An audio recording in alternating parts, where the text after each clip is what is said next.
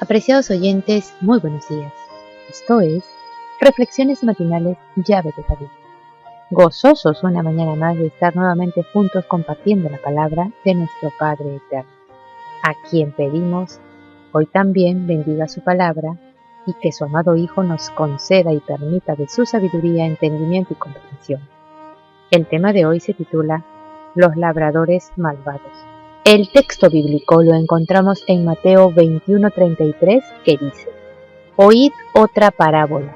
Hubo un hombre, padre de familia, el cual plantó una viña, la cercó de vallado, cavó en ella un lagar, edificó una torre y la arrendó a unos labradores y se fue lejos.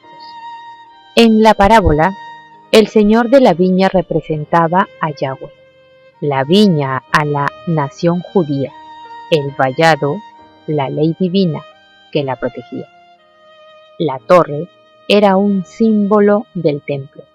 El señor de la viña había hecho todo lo necesario para su prosperidad. ¿Qué más se había de hacer a mi viña que yo no haya hecho en ella? Así se representaba el infatigable cuidado de Yahweh por Israel.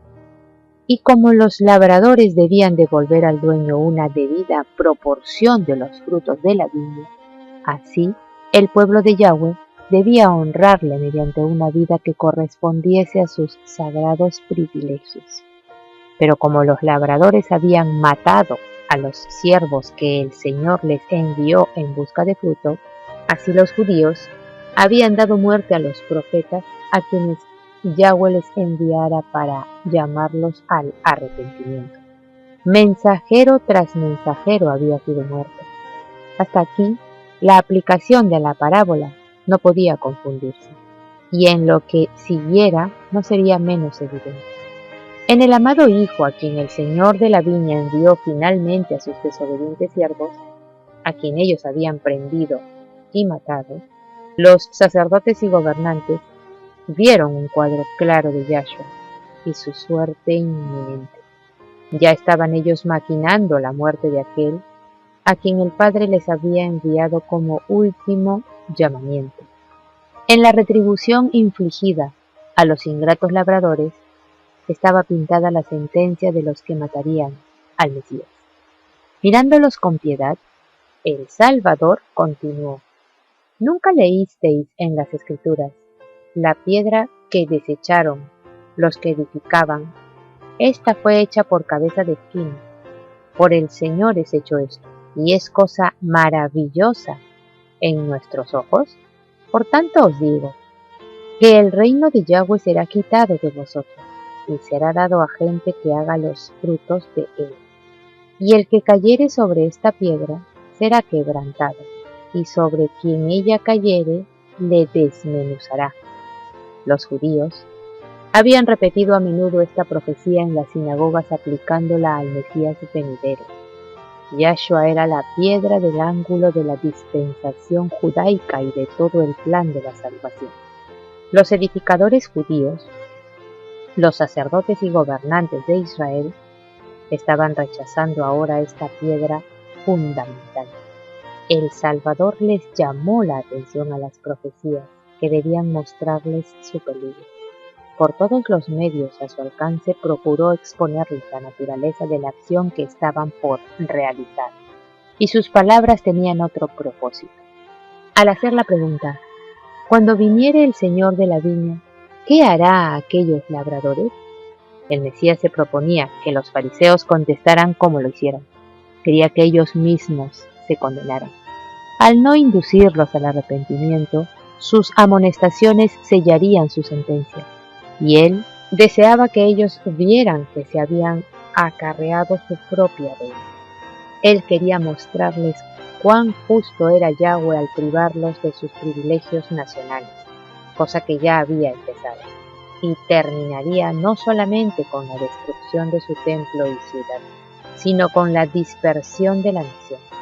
Los oyentes comprendieron la amonestación, pero a pesar de la sentencia que habían pronunciado sobre sí mismos, los sacerdotes y gobernantes estaban dispuestos a completar el cuadro diciendo: Este es el heredero. Venid, matémoslo. Y buscando cómo echarle mano, temieron al pueblo, porque el sentimiento popular estaba en favor de Yahshua. Mediante muchas ilustraciones y repetidas amonestaciones, Yahshua mostró cuál sería para los judíos el resultado de rechazar al Hijo del Altísimo. Por estas palabras, él se estaba dirigiendo a todos los que en cada siglo rehúsan recibirle como su Redentor. Cada amonestación es para ellos. El templo profanado, el hijo desobediente, los falsos labradores, los edificadores insensatos, tienen su contraparte en la experiencia de cada pecador. A menos que el pecador se arrepienta, la sentencia que aquellos anunciaron será suya. ¿Estamos nosotros en el lado de los que rechazan ser leales a Yahweh? ¿No tienen interés en conocer a Yahweh? ¿Rechazan al divino Hijo del Creador, la personificación de toda la bondad humana? Se colocan a sí mismos junto con aquellos que, aun cuando no podían señalarse ninguna falta en el Mesías, escogieron antes a un ladrón y a un asesino. Hoy escogen a un falso Mesías, padre de mentiras, que está preparando imitar al verdadero Hijo del Altísimo.